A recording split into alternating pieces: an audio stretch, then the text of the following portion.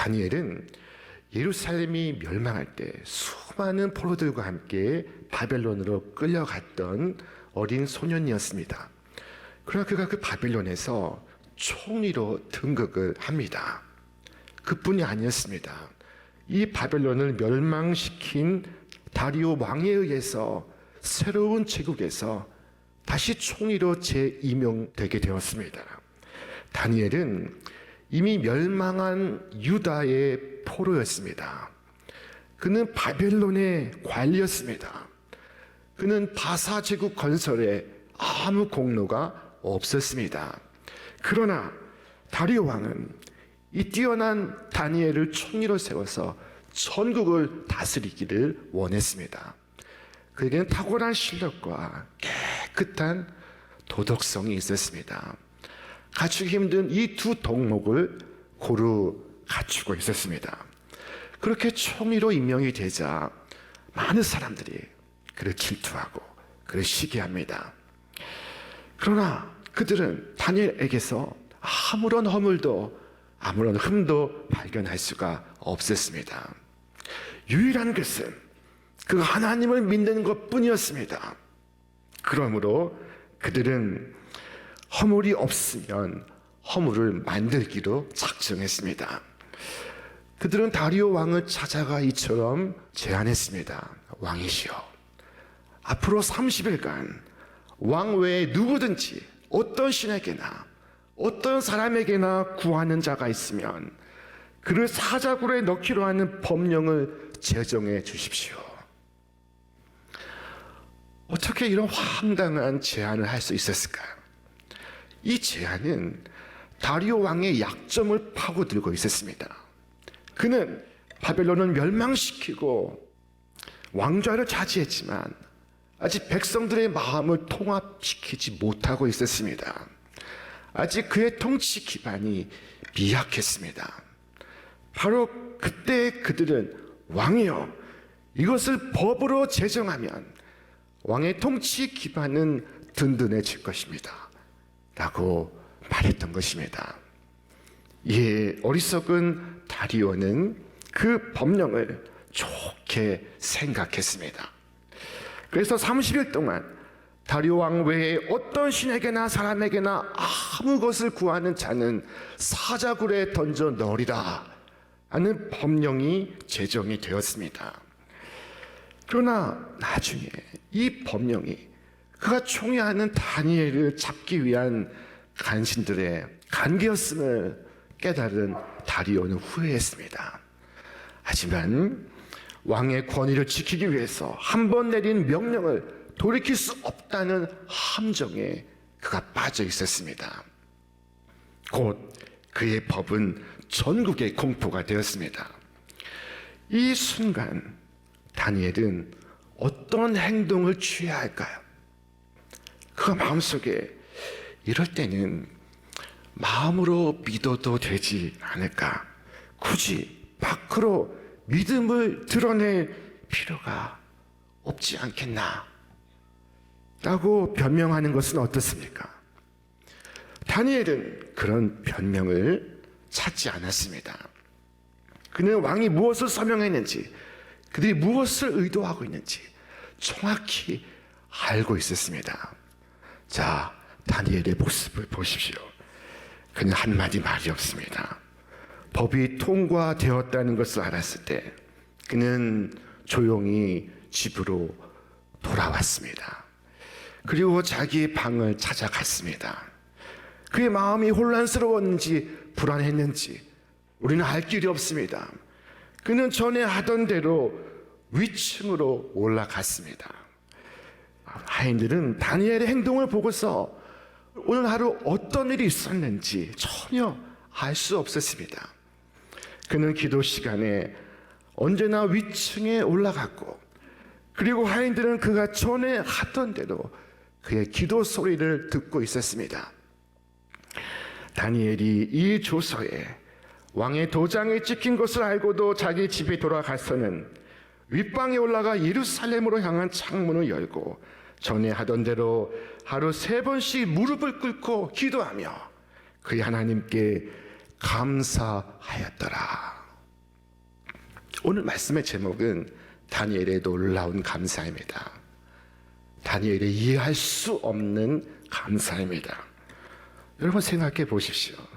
그때 그 순간에 감사할 게 뭐가 있습니까? 죽음의 그림자가 드리우고 원수의 공격이 에워싸고 불안과 분노가 앞을 가리는 그 상황에 감사할 것이 뭐가 있습니까? 그가 어떻게 감사할 수 있었는지, 우리도 어떻게 이 바벨론 세상을 살아가며 감사하는 삶을 살 수 있는지 오늘 그의 기도를 통해 해답을 얻고자 합니다. 다니엘이 감사할 수 있었던 이유, 그것은 세 가지입니다. 첫째, 그가 기도하였기 때문입니다. 그가 기도하며 그의 하나님께 감사하였더라. 성경은 말씀합니다. 그는 기도 속에서 감사하고 있었습니다. 그는 기도 가운데 깨닫고 있습니다. 하나님의 섭리를 생각하고 있습니다. 여러분, 기도하는 마음이 아니고서는 우리는 감사할 수가 없습니다. 나는 내 건강을 불평할 수도 있지만 기도 속에서 살아있음을 감사할 수 있습니다. 살게 해주신 은혜를 감사할 수 있습니다. 나는 오늘 비가 오는 날씨를 불평할 수 있지만 기도 가운데 그 비 덕분에 만물이 소생함을 감사할 수 있습니다. 나는 아이들이 난장판으로 만들어 놓은 거실을 보고 불평할 수 있지만 기도를 통해 가족이 있음을 감사할 수 있습니다. 욥은 은혜를 감사했습니다. 그는 재산을 잃고 그리고 건강을 잃고 그리고 가정을 잃었습니다. 그러나 그는 기도합니다. 욥이 일어나 겉옷을 찢고 머리털을 밀고 땅에 엎드려 예배하며 이르되 내가 모태에서 알몸으로 나왔사온즉 또한 알몸이 그리로 돌아가올지다. 주신 이도 여호와시요 거두신 이도 여호와시오니 여호와의 이름이 찬송을 받으실지니이다. 이 모든 일에 욥이 범죄하지 아니하고 하나님을 향하여 원망하지 아니하니라. 욥이 기도 가운데 하나님께 맡기고 감사합니다. 운명을 맡기고 감사합니다. 둘째, 다니엘이 감사할 수 있었던 이유, 그것은 감사가 그의 몸에 익은 습관이었기 때문입니다.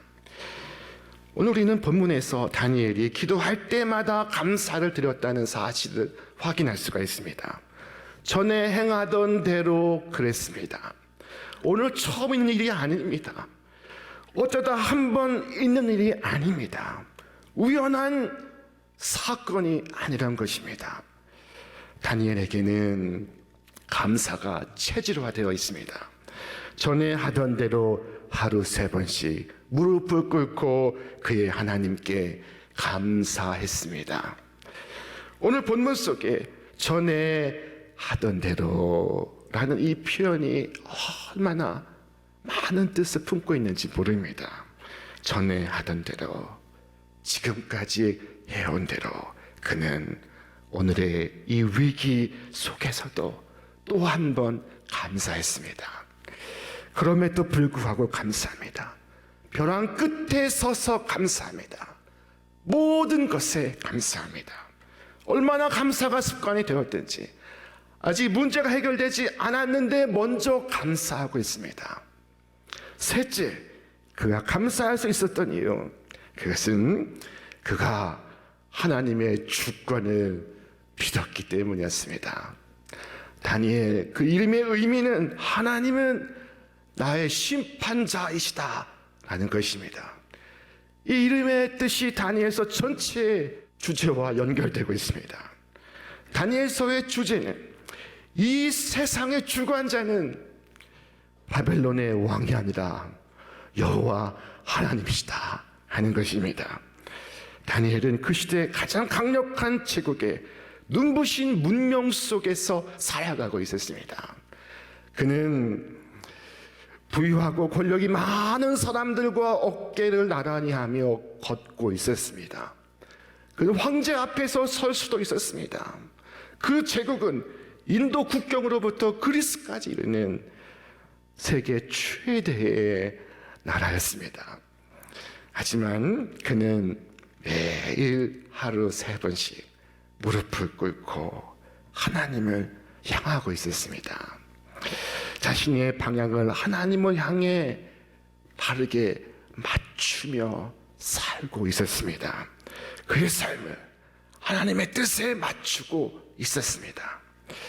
그때마다 그의 감사는 믿음을 표현하고 있었습니다. 다리오가 아니라 여호와가 내 하나님이십니다 말하고 있었습니다. 그는 다리오가 주인인가 여호와가 주인인가 결정해야 하는 절체절명의 순간에 망설임도 없이 여호와가 나의 주님이십니다 고하고 있었습니다. 위기의 순간에도 형통의 순간에도 그 어떤 경우에도 나의 주는 하나님이십니다. 이것이 그의 감사를 만드는 원천이었던 것입니다. 그의 감사를 가능케 하는 믿음이었던 것입니다. 하나님은 역사의 주관자이십니다. 하나님 역사의 주관자라는 이 사실이 이 어두운 현실 속에서도 하나님을 향한 감사의 찬송을 부를 수 있게 하는 근거가 되는 것입니다. 모든 것이 하나님의 손에 있습니다. 하나님의 장중에 있습니다. 그래서 다니엘은 감사했습니다.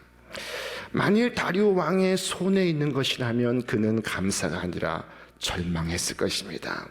놀라운 것은 상대가 질투심에 불타서 그를 모함에 빠뜨려 죽게 하려고 간계를 꾸미고 있을 때 다니엘은 그들과 상대하지 않고 있었다는 것입니다. 그러면 누구를 상대하고 있습니까? 그는 전에 하던 대로 하나님을 마주하고 있습니다. 하나님께 나아갑니다. 하나님께 감사를 드리고 있습니다.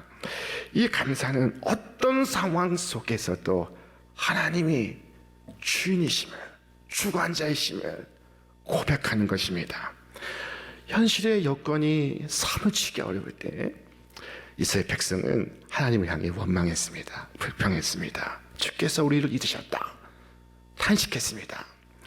하지만 하나님은 말씀하십니다. 여인이 어찌 그 젖 먹는 자식을 잊겠으며 자기 태에서 난 아들을 긍휼히 여기지 않겠느냐. 그들을 혹시 잊을지라도 나는 너를 잊지 아니할 것이라. 성경의 요셉은 형들의 손에 붙들려 팔려갔습니다. 애굽 보디발 장군의 집에서도 그의 아내에게 억울한 모함을 받아서 오해 갇히는 죄수가 되었습니다. 요셉의 삶은 꼬여도 그렇게 꼬일 수가 없습니다. 여러분 그런 인생을 본 적이 있습니까?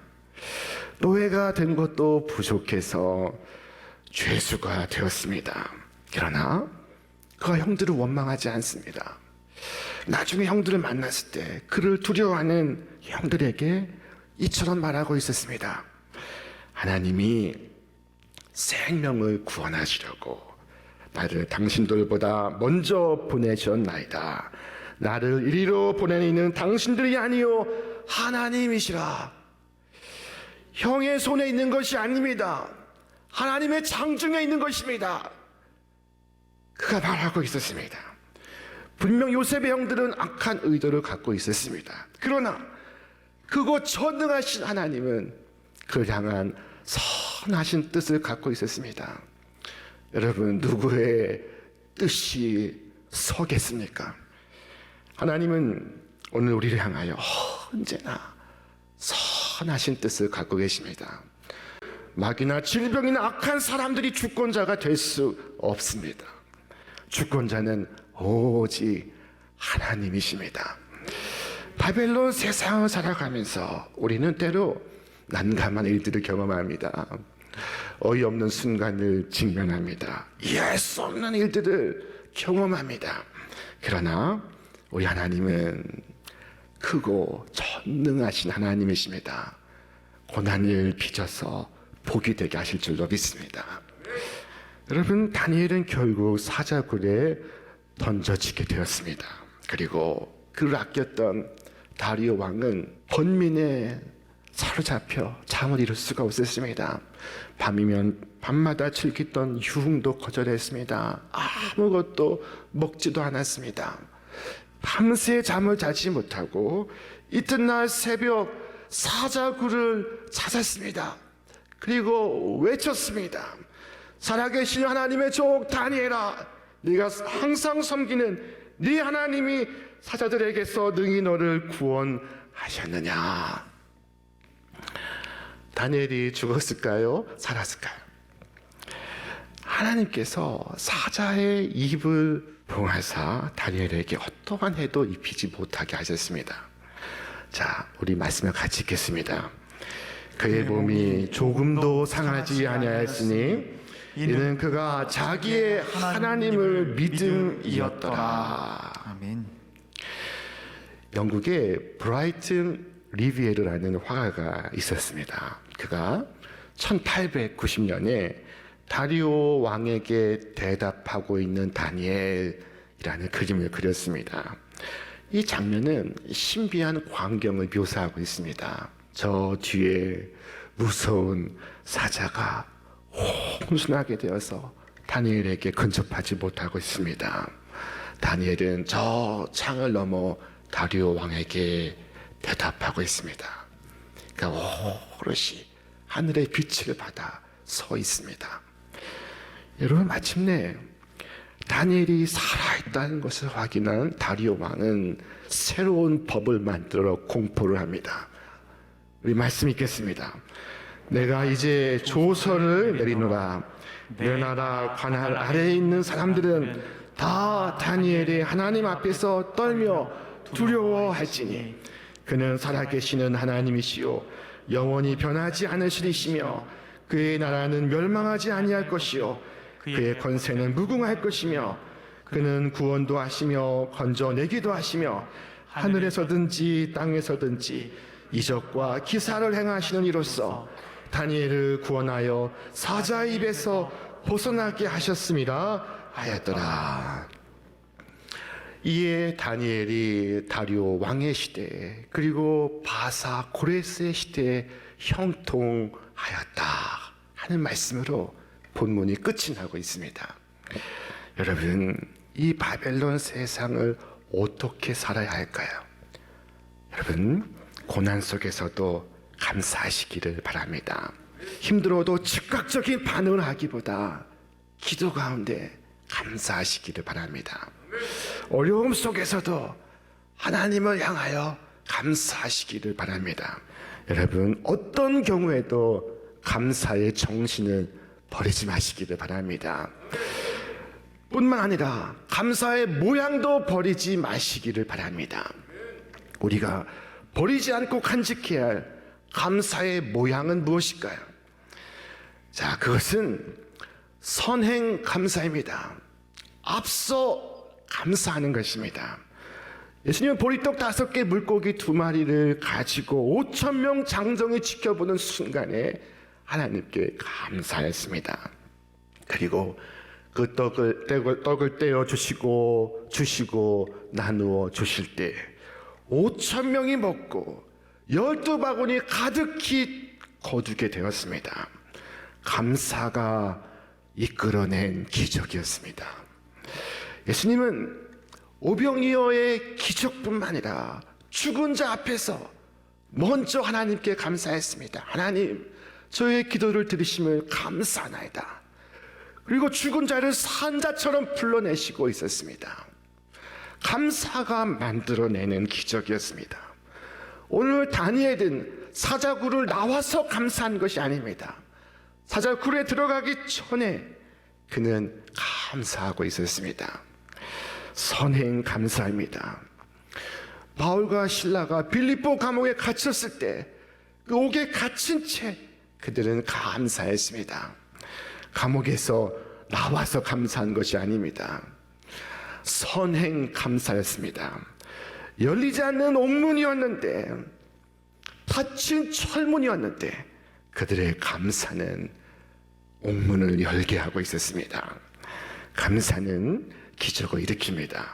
주께서 우리에게 무엇을 말씀하셨습니까? 우리 함께 읽겠습니다. 감사로 제사를 드리는 자가 나를 영화롭게 하나니 그 행위를 옳게 하는 자에게 내가 하나님의 구원을 보이리라. 감사하는 자에게 내가 구원을 보이리라. 여러분, 선행 감사, 이 감사의 모양을 간직하시기를 바랍니다. 둘째, 우리가 간직해야 할 감사의 모습, 그것은 바로 나눔입니다. 모세는 하나님의 은혜로 애굽의 압제에서 벗어나 젖과 꿀이 흐르는 가나안 땅에서 첫 번째 추수감사를 맞이하는 이스라엘 백성을 향해 이처럼 말했습니다. 여호와여, 이제 내가 주께서 내게 주신 토지 소산의 만물을 가져왔나이다 하고 너는 그것을 네 하나님 여호와 앞에 두고 네 하나님 여호와 앞에 경배할 것이며 네 하나님 여호와께서 너와 네 집에 주신 모든 복으로 말미암아 너는 레위인과 너희 가운데 거류하는 객과 함께 즐거워할지니라. 여러분, 이 한 해 내게 주신 복에 감사하며 그 즐거움을 이웃과 나누시기를 바랍니다. 이 계절 어려운 분들을 기억하고 그들과 꼭 나누시기를 바랍니다. 다니엘의 승리는 곧 이스라엘 백성 전체의 승리였습니다. 그 승리를 함께 기뻐했고 함께 즐거워했습니다. 여러분, 이 추수감사의 계절에 이 감사를 실천해 보시기를 바랍니다. 이 감사를 연마해 보시기를 바랍니다. 감사가 습관이 되고 습관이 천성이 되시기를 바랍니다. 이 귀한 삶을 사랑하는 자손들에게 전수하시기를 바랍니다.